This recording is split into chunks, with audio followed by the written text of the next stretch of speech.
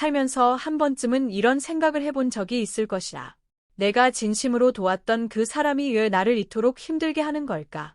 손을 내밀었더니 오히려 그 손을 잡아당기는 느낌. 도움을 줬더니 되려 더 큰 것을 요구받는 느낌. 그 낯선 배신감과 허탈함 앞에서 우리는 종종 스스로를 탓하곤 한다. 내가 부족했던 걸까? 내가 더 잘해줬어야 했던 걸까? 하지만 정야은 오래전에 이미 말했다. 모든 사람을 돕는 것은 때로 그 사람을 망치는 일이라고. 정야영은 18년이라는 길고 긴 유배 생활을 보내면서 수많은 인간 군상을 마주했다. 권력이 있을 때는 줄을 서던 사람들이 그가 쓰러지자 등을 돌렸고, 반대로 아무런 이해 관계도 없이 그의 곁을 지킨 사람은 손에 꼽을 정도였다. 그 세월 속에서 그는 사람을 보는 눈을 벼렸고 도움이라는 행위의 본질에 대해 깊이 사색했다. 그가 남긴 글 곳곳에는 사람을 가려서 사귀어야 한다는 경고가 새겨져 있다. 그리고 그 경고는 단순한 냉소가 아니었다. 오히려 진정한 도움이 무엇인지를 알기 위한 치열한 탐구에서 나온 것이었다. 우리는 어릴 때부터 남을 도우라는 가르침을 받아왔다. 어려운 사람을 보면 손을 내밀어야 하고 힘든 사람 곁에 있어줘야 하며 베푸는 삶이 아름다운 삶이라고 배웠다. 그 가르침은 틀리지 않았다. 그러나 거기에는 중요한 전제가 빠져 있었다. 누구를 도울 것인가? 그리고 어떻게 도울 것인가? 이 두 가지 질문에 답하지 못한 채 무작정 손을 내밀다 보면 어느 순간 우리 자신이 먼저 무너지게 된다. 도움을 주다가 오히려 더 깊은 수렁에 빠지는 사람들이 얼마나 많은가. 그들의 이야기는 결코 남의 일이 아니다. 정야은 제자들에게 이렇게 말했다. 사람을 알아보는 것이 학문의 시작이라고. 사람을 제대로 알지 못하면 아무리 좋은 뜻을 가지고 있어도 그 뜻이 헛되이 흩어지고 만다고. 공자 역시 논어에서 사람을 가려 사귀어야 한다고 거듭 강조했다. 덕이 있는 사람과 가까이 하고 아첨하거나 말만 번지르한 사람을 멀리하라고 했다. 이는 차갑고 이기적인 처세술이 아니라 오히려 자신의 선한 에너지를 올바른 곳에 쏟기 위한 지혜로운 선택이다. 오늘 우리가 이야기하려는 것은 바로 그 지혜다. 도와서는 안 되는 위험한 사람들이 있다. 그들에게 손을 내밀수록 우리는 더 지치고 더 상처받으며 결국 아무것도 남지 않는 빈손으로 돌아서게 된다. 그리고 정야용이 가르쳐 준 것처럼 진정한 도움이란 상대가 스스로 일어설 용기를 가질 때까지 기다리는 것이라. 그 기다림의 의미를 이해하기 위해서라도 우리는 먼저 도와서는 안 되는 사람이 누구인지를 분명히 알아야 한다. 첫 번째로 이야기해야 할 사람은 도움을 당연하게 여기는 사람이다. 이런 사람이 가장 위험하다고 정야은 말했을 것이다. 처음에는 감사하다는 말을 한다. 그러나 그 감사는 오래 가지 않는다. 두 번째 도움을 받을 때는 당연한 듯 손을 내밀고 세 번째에는 아예 욕으로 바뀐다. 그리고 어느 순간 도움을 주지 않으면 오히려 섭섭해하거나 화를 내기까지 한다. 이 사람들의 마음속에는 이미 저 사람은 나를 도와야 하는 사람이라는 틀이 굳어져 있다. 당신은 그 틀 안에 갇혀버린 것이라. 떠올려보라.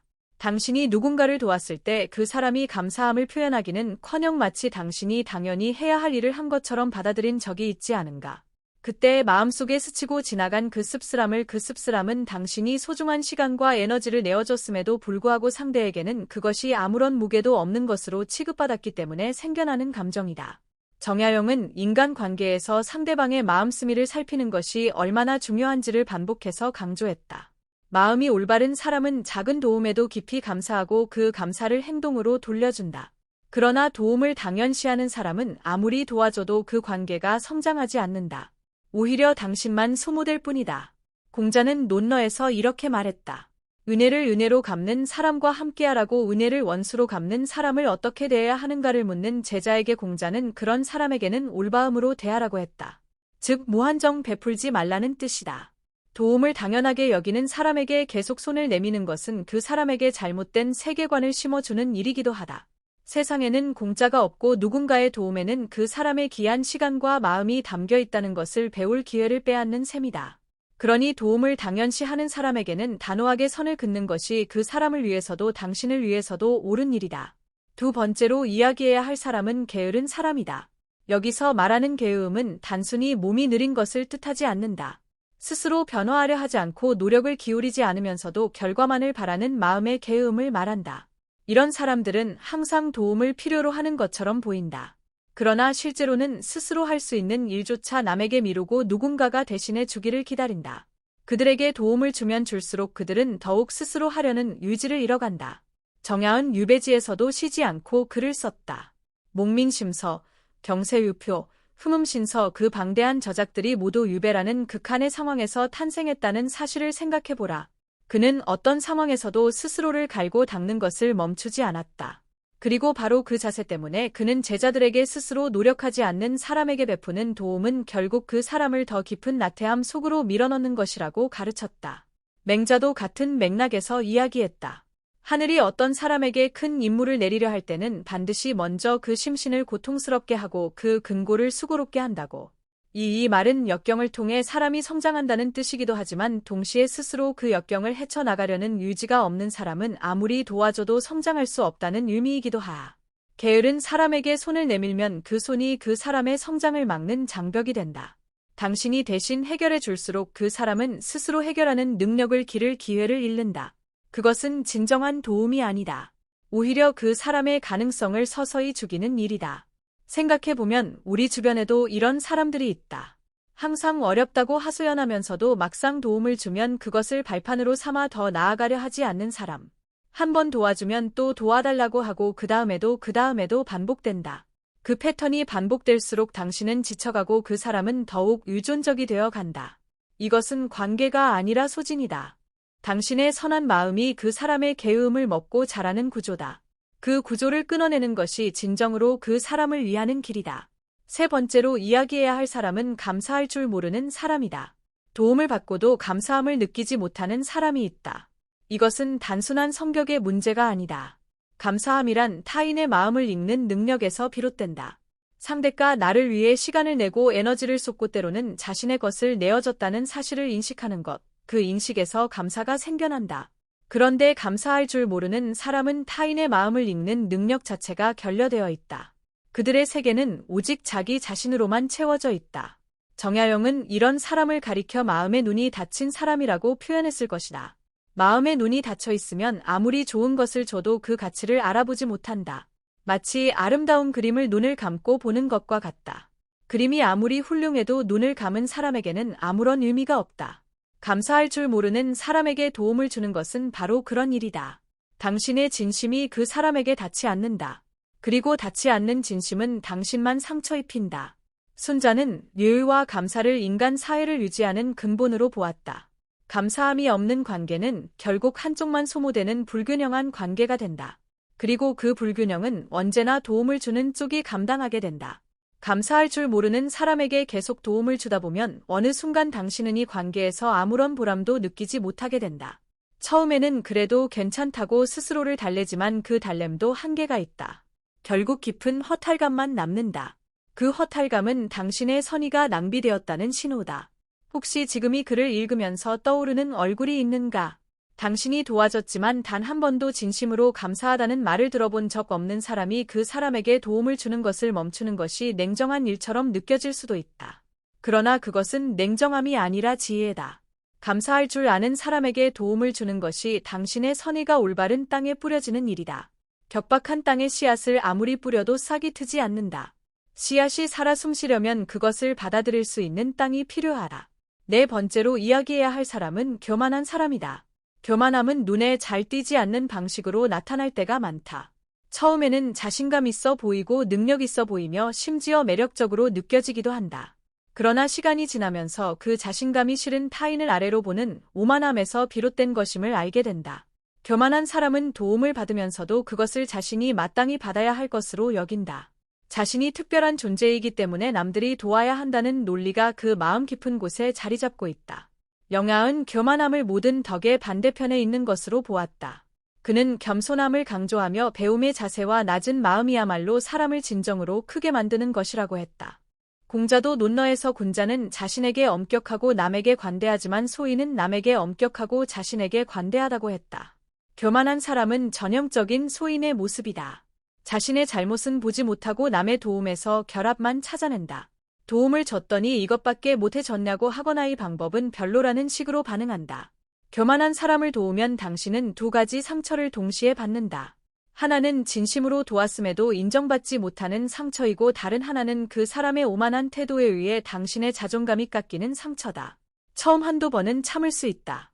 그러나 그 상처가 쌓이면 당신 자신에 대한 믿음도 흔들리기 시작한다. 내가 정말 부족한 걸까? 내가 잘못한 걸까? 그런 생각이 들기 시작하면 이미 그 관계가 당신을 갉아먹고 있다는 신호다. 교만한 사람 앞에서는 어떤 도움도 충분하지 않다. 그들의 기준은 항상 당신의 능력보다 높은 곳에 있기 때문이다. 더욱 무서운 것은 교만한 사람은 자신의 교만함을 인식하지 못한다는 점이다. 그들은 자신이 정당한 기대를 하고 있다고 믿는다. 그러니 당신이 아무리 정성껏 도와줘도 그 사람이 변할 가능성은 거의 없다. 오히려 당신의 도움이 그 교만함을 더욱 키울 뿐이다. 내가 이 정도 사람이니까 저 사람이 이렇게 해주는 것이 당연하다는 생각을 더욱 강화시켜주는 셈이다. 정약용이 말한 것처럼 사람을 가려서 돕는 것은 냉정함이 아니라 지혜다. 교만한 사람에게는 그 교만함을 깨뜨릴 기회를 주는 것이 진정한 도움이다. 그리고 그 기회는 때로 도움을 거두는 것에서 온다. 5번째로 이야기해야 할 사람은 악의를 가진 사람이다. 이 부분에서 많은 분들이 고개를 끄덕일 것이다. 악의를 가진 사람은 당신의 도움을 무기로 삼는다. 당신이 내어준 손을 잡아당겨 자신의 목적을 위해 이용한다. 처음에는 그 악의가 보이지 않는다. 아니 보이지 않도록 교묘하게 감추어져 있다. 불쌍한 척, 힘든 척, 당신만이 자신을 이해해야 한다는 척, 그러나 그 모든 것이 당신의 선의를 끌어내기 위한 계산된 행동일 수 있다. 정약용은 유배 생활 중에 이런 사람들을 수없이 마주쳤다. 그를 이용하려는 사람들, 그의 학식과 인맥을 자신의 이익을 위해 활용하려는 사람들. 그 경험을 통해 그는 사람의 마음속에 숨어있는 악의를 읽는 법을 배웠다. 그리고 그 배움을 글로 남겼다. 사람을 볼 때는 그가 하는 말이 아니라 그가 하는 행동을 보라고. 말은 아름다울 수 있지만 행동은 거짓말하지 않는다고. 순자는 성악설을 통해 인간의 본성 안에 이기심과 악의가 내재되어 있음을 지적했다. 그러나 그것이 곧 모든 사람이 악하다는 뜻은 아니다. 다만 그 악의가 어떤 상황에서 어떤 사람에게서 나타날 수 있는지를 알아야 한다는 것이다. 자기를 가진 사람에게 도움을 주면 그 도움은 당신을 해치는 도구로 돌아온다. 당신이 준 정보가 당신을 공격하 쓰이고 당신이 내어준 신뢰가 당신을 배신하는 발판이 된다. 이것은 과장이 아니다. 살면서 한 번이라도 이런 경험을 해본 분들은 이 말이 얼마나 현실적인지 알 것이다. 악의를 가진 사람을 알아보는 방법은 있다. 그들은 당신이 약해 보일 때 더 가까이 다가온다. 당신이 힘들거나 외로울 때, 당신이 판단력이 흐려져 있을 때를 노린다. 그리고 그 틈을 파고들어 당신의 마음속에 자리를 잡는다. 일단 자리를 잡으면 떼어내기가 쉽지 않다. 그러니 처음부터 눈을 크게 뜨고 살펴야 한다. 그 사람이 나에게 가까이 다가오는 이유가 무엇인지, 그 사람이 나에게 원하는 것이 무엇인지를 냉정하게 살펴보는 것이 필요하다. 정약용이 말했듯이 사람을 아는 것이 지혜의 시작이다. 6번째로 이야기해야 할 사람은 조종하는 사람이다. 감정을 이용해서 당신을 움직이는 사람. 이들은 악의를 가진 사람과 다소 다르다. 악의를 가진 사람이 의도적으로 해를 끼치려 한다면 조종하는 사람은 자신의 필요를 채우기 위해 당신의 감정을 도구로 사용한다. 그 방식이 워낙 교묘해서 당신은 자신이 조종당하고 있다는 사실조차 모를 때가 많다. 오히려 자발적으로 돕고 있다고 느낀다. 그러나 그것은 당신이 선택한 것이 아니라 그 사람이 당신의 감정을 조율해서 만들어낸 결과다. 조종하는 사람들이 가장 자주 사용하는 방법은 죄책감을 심는 것이다. 내가 이렇게 힘든데 당신이 도와주지 않으면 어떻게 하냐는 식의 말, 당신이 도와주지 않으면 내가 무너질 것 같다는 암시. 이런 말들은 당신의 책임감과 동정심을 자극한다. 그리고 당신은 어느새 도움을 주지 않으면 안 될 것 같은 압박감을 느끼게 된다. 이것이 바로 감정 조종이다. 당신의 선한 마음을 이용해서 당신을 움직이는 것이다. 정약용은 이런 관계에 대해 깊이 경계했다. 그는 진정한 관계란 서로가 자유로운 상태에서 맺어지는 것이라고 했다. 강요나 압박이 있는 관계는 이미 진정한 관계가 아니다. 공자도 군자는 화의 부동이라고 했다. 조화를 이루되 같아지려 하지 않는다는 뜻이다. 조종하는 사람과의 관계에서는 이 조화가 불가능하다. 그 관계는 항상 그 사람의 필요를 중심으로 돌아가고 당신은 그 주변을 맴도는 위성이 될 뿐이다. 조종하는 사람을 알아보는 방법은 그 사람과 함께한 후의 느낌을 살피는 것이다. 만남이 끝난 후 이상하게 피곤하고 무언가를 빼앗긴 것 같은 느낌이 드는가? 아무것도 한 것이 없는데 죄책감이 남는가? 그 사람의 문제가 어느새 내 문제가 된 것 같은 느낌이 드는가? 그렇다면 그 사람은 당신의 감정을 조종하고 있을 가능성이 높다. 그 관계에서 벗어나는 것이 당신의 정신 건강을 지키는 일이다. 정약용이 말한 것처럼 삶의 에너지를 고갈시키는 관계는 아무리 오래된 인연이라도 과감하게 거리를 둬야 한다. 이제 조금 더 깊은 이야기를 해야 할 것 같다.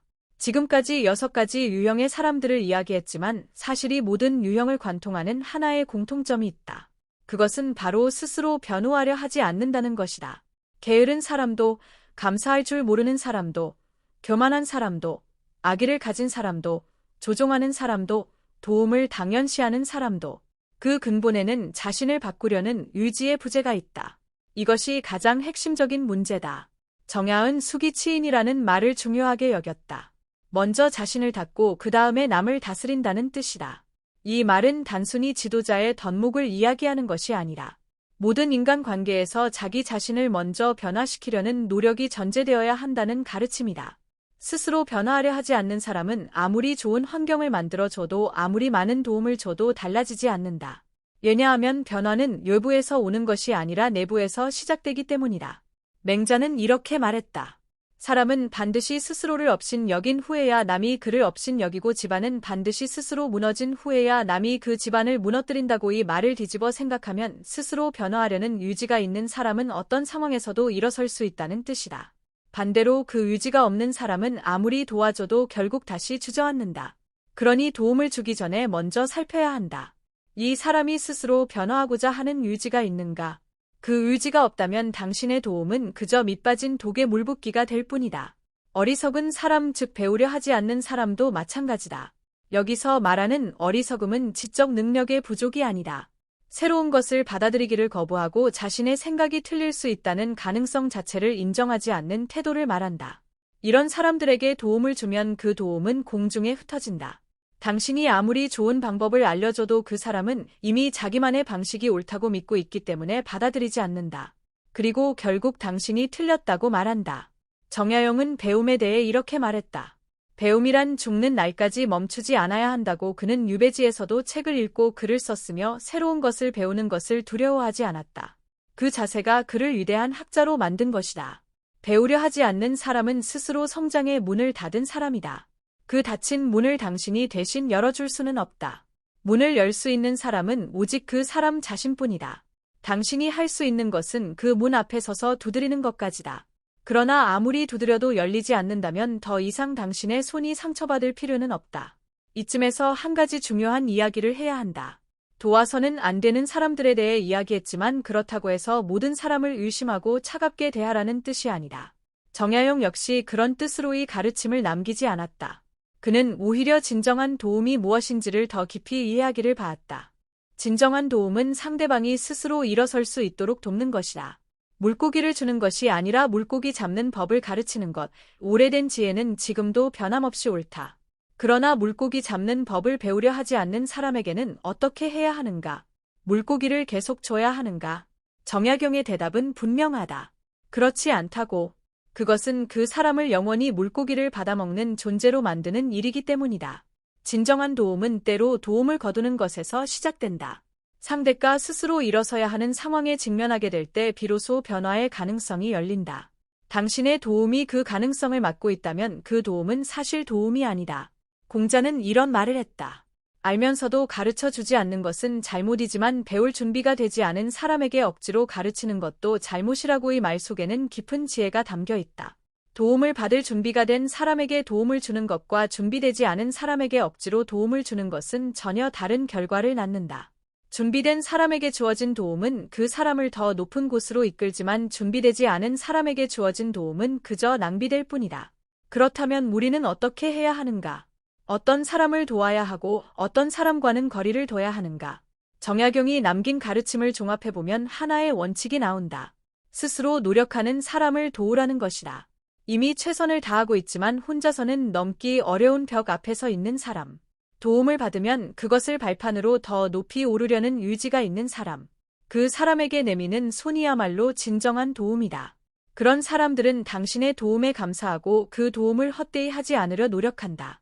당신이 내어준 것보다 더 큰 것으로 돌려주려 한다.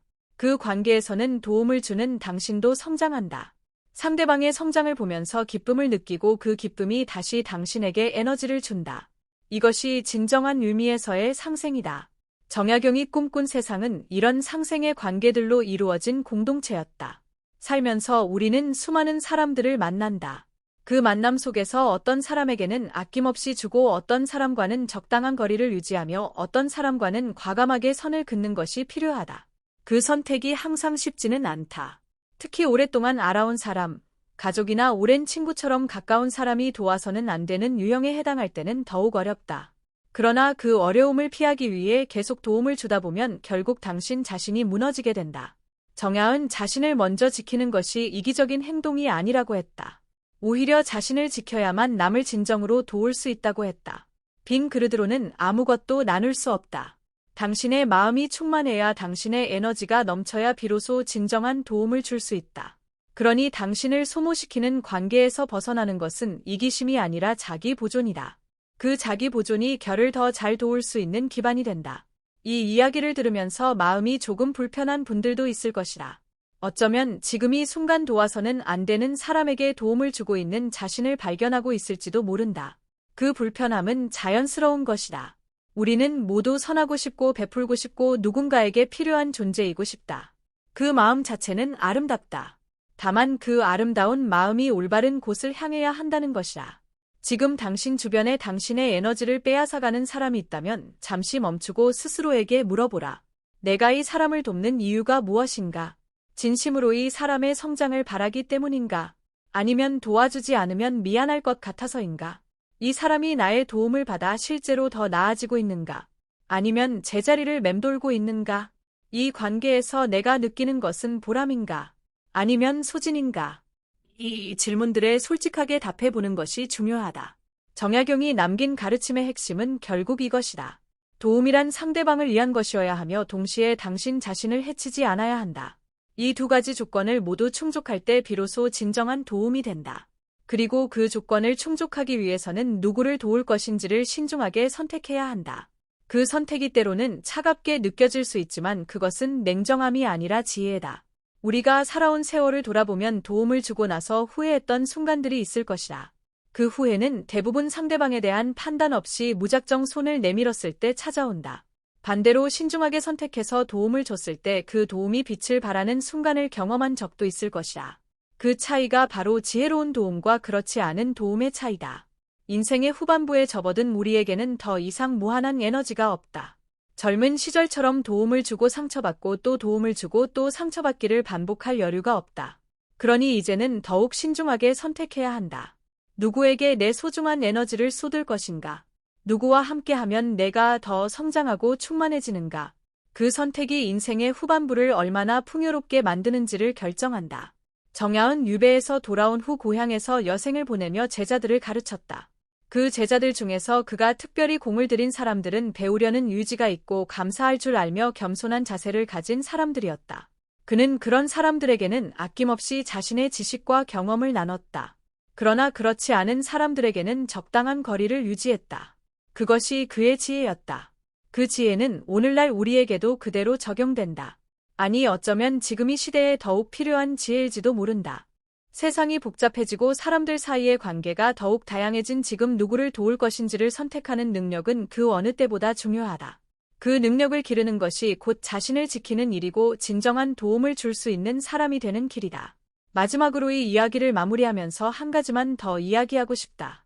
안 되는 사람들을 알아보는 눈을 기르는 것만큼 중요한 것이 있다. 그것은 바로 당신 자신이 도움받을 자격이 있는 사람이 되는 것이다. 감사할 줄 알고 겸손하며 스스로 변호하려는 의지가 있고 받은 도움을 헛되이 하지 않으려는 사람. 그런 사람에게는 세상이 기꺼이 손을 내민다. 그리고 그런 사람들이 모인 관계에서는 서로가 서로를 더 높은 곳으로 이끌어준다. 정약용이 남긴 가르침은 단순한 처세술이 아니다. 그것은 인간의 본성과 관계의 본질에 대한 깊은 통찰에서 나온 지혜다. 그 지혜를 마음에 새기고 오늘부터 조금씩 실천해보자. 도움을 줄 때는 신중하게 선택하고 도움을 받을 때는 깊이 감사하며 스스로는 항상 변화하고 성장하려는 자세를 잃지 말자. 그것이 정야이 우리에게 전하고 싶었던 메시지다. 살면서 우리가 내미는 손 하나하나에는 우리의 시간과 마음과 에너지가 담겨 있다. 그 귀한 것들이 올바른 곳에 쓰여야 한다. 적박한 땅이 아닌 기름진 땅에 씨앗이 뿌려져야 한다. 그래야 꽃이 피고 열매가 맺힌다. 당신의 선한 마음이 꽃을 피울 수 있는 곳을 찾아라. 그리고 그 꽃이 피어나는 것을 바라보는 기쁨을 누려라. 그것이 진정한 도움의 아름다움이다. 도움이라는 행위는 본래 아름다운 것이다. 그러나 그 아름다움을 지키기 위해서는 지혜가 필요하다. 모든 사람에게 무작정 손을 내미는 것이 아니라 그 손이 진정으로 빛을 발할 수 있는 사람에게, 그 손이 진정으로 필요한 사람에게, 그리고 그 손을 받아 스스로 더 높이 오를 수 있는 사람에게 내미는 것, 그것이 정약용이 가르쳐준 도움의 의미다. 오늘 이 이야기가 당신의 마음속에 작은 씨앗 하나를 심었기를 바란다. 누구를 도울 것인가에 대해 한 번쯤 깊이 생각해보는 기회가 되었기를 바란다. 그리고 그 생각이 당신의 소중한 에너지를 지키고 당신의 삶을 더욱 풍요롭게 만드는 데 도움이 되기를 진심으로 바란다. 당신이 내미는 손이 항상 올바른 곳을 향하기를, 그리고 그 손이 피워낸 꽃들로 당신의 인생이 가득 채워지기를 바란다. 이 영상이 도움이 되셨다면 구독과 좋아요 버튼을 눌러주세요. 여러분의 작은 응원이 이런 이야기를 더 많이 전할 수 있는 힘이 됩니다. 그리고 주변에 이 이야기가 필요한 분이 계시다면 함께 나눠주세요. 다음에도 삶의 깊은 울림을 주는 이야기로 찾아오겠습니다.